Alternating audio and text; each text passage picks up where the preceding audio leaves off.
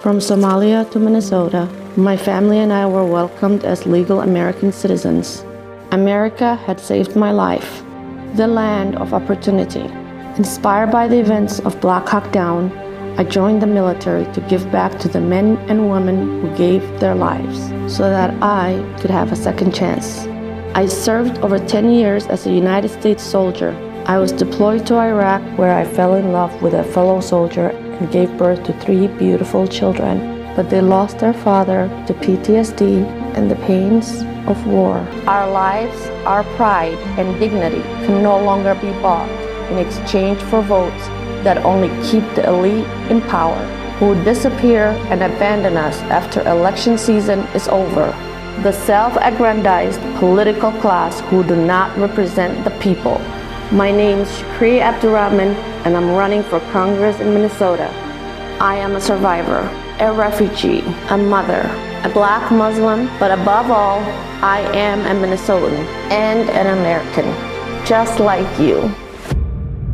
I grew up in Minnesota, in downtown Minneapolis, and it's not the same as what it used to be. I mean, we have crime-ridden streets. People are afraid to go to the grocery stores, drive their cars, and getting carjacked. So I'm running because I have 3 children, and I want their future to be safe and sound. Your community in Minnesota, a community of immigrants, do they feel like you, or do they feel like Ilhan Omar? No, absolutely. That is the thing. They completely feel what I'm feeling. Ilhan Omar is misrepresenting the minorities, the immigrants, and my community. And that is what I'm running against, to show America that we are not all like her. There are people like me, and many of us like me.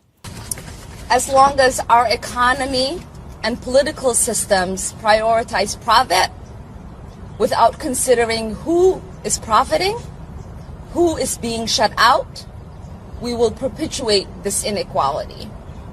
So we cannot stop at criminal justice system.